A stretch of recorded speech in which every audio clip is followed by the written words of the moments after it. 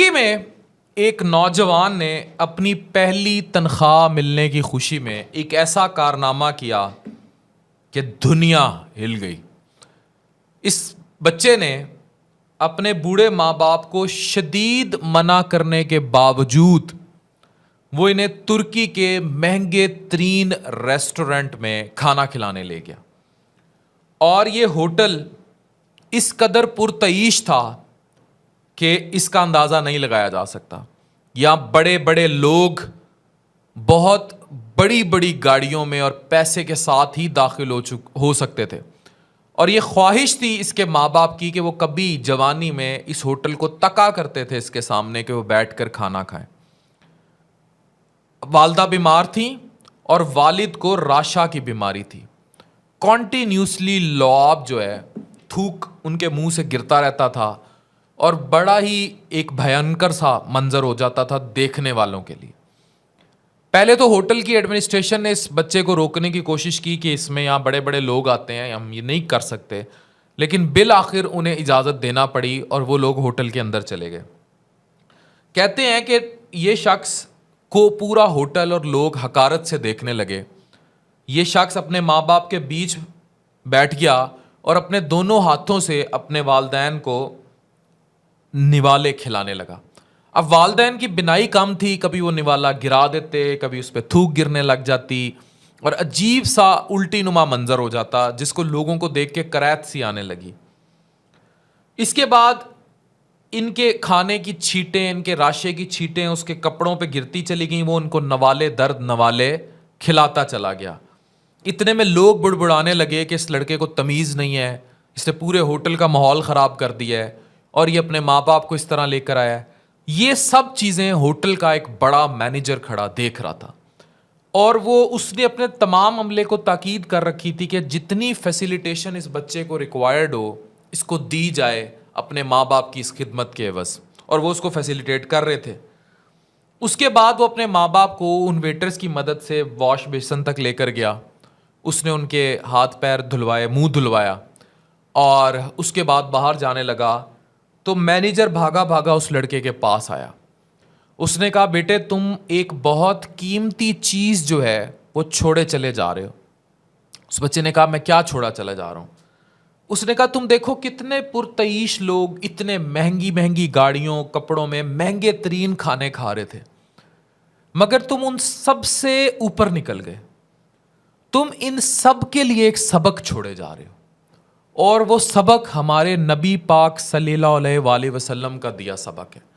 और वो सबक है, उन्होंने फरमाया कि काश मेरी वालदा हयात होती तो मैं इशा की नमाज पढ़ रहा होता, वो आवाज़ देती, मोहम्मद, मैं खुदा की कसम नमाज छोड़कर दौड़ कर आ जाता और इनके कदमों से लिपट जाता। दुआ है अल्लाह ताला हमारे बच्चों को वालदैन का एहतराम करने, उनकी इज़्ज़त करने और उनकी ख्वाहिशात पूरी करने की तौफीक अता फरमाए। मैं आज आपसे बड़ी सेंटी बात करने जा रहा हूँ। इस बात का क्रक्स समझें और इस बात को जो जो सुन रहे हैं इस बात पर अमल करने की कोशिश कीजिए। वी ऑलवेज एज चिल्ड्रन, हम हमेशा पेरेंट्स से बड़े डिमांडिंग रहे हैं।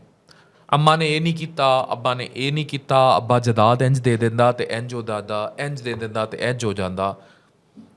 हमने कभी इस क्रक्स का अंदाज़ा ही नहीं लगाया कि हमारा वजूद का मोजिद हमारे पेरेंट्स थे, हमें इस दुनिया पे लाने वाले वालदैन थे, फिर हमें बड़ा करने वाले वो थे। अगर वो ईदी के झूले में फेंक देते या कहीं सड़क पे फेंक देते तो वो हमें बड़ा ना करते। फिर हमें बड़ा करने, खिलाने पिलाने में जो भी उनके हालात थे, वो आपको तालीम दे सके नहीं दे सके, आपकी कितनी देखभाल कर सके। कौन वालदैन नहीं चाहते कि वो अपने बच्चों को अच्छा तालीम, रोज़गार, खाना, सारा कुछ बंदोबस्त करें। बहरहाल जो वो कर सके उन्होंने अपनी वसातत के मुताबिक किया। लेकिन किसी एक स्टेज पर आके उनकी बस हो गई या चीज़ें उस तरह नहीं गई जैसे आप चाहते थे, तो forget demands, forget everything. Just एक चीज़ याद रखें, उन्होंने आपके लिए ज़िंदगी में कितना किया।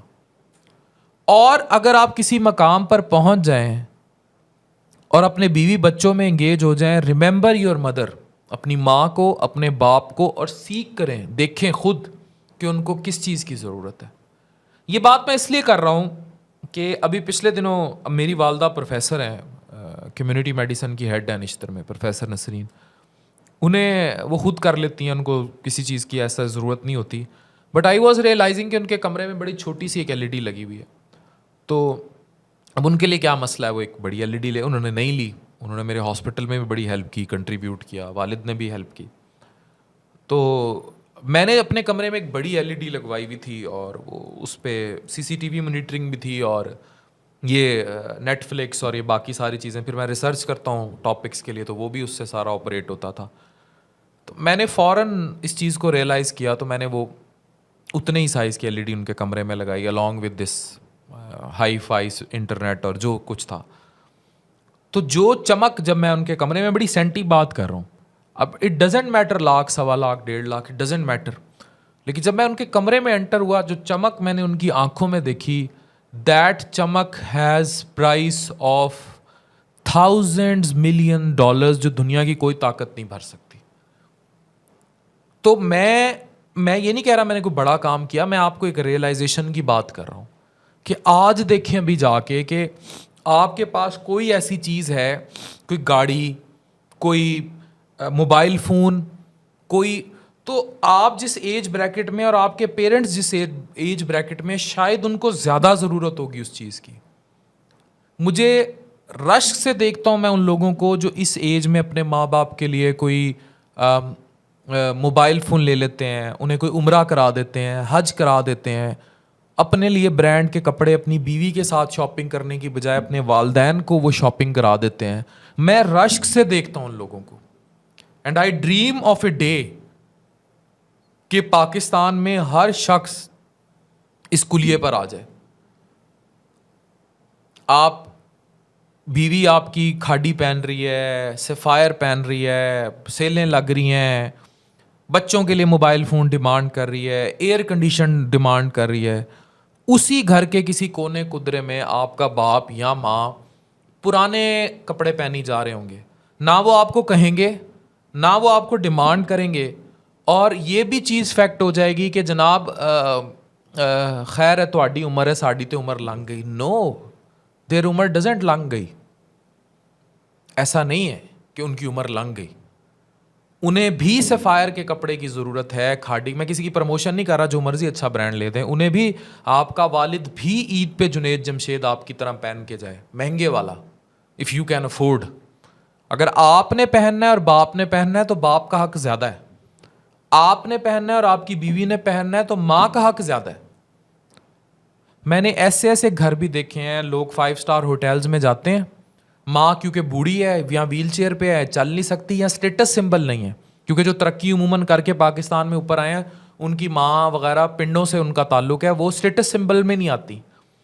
वो घर में रात आप 5 स्टार होटल से प्रॉन्स पाड़ के आएंगे, और माँ जो है वो घर में दाल कद्दू खा रही होगी, रोटी कद्दू खा रही होगी।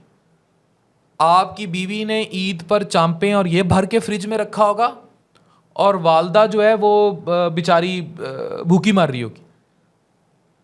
If this is happening, trust me, आपके ऊपर वो सारा राशा गिरेगा, वो लुआब गिरेगा।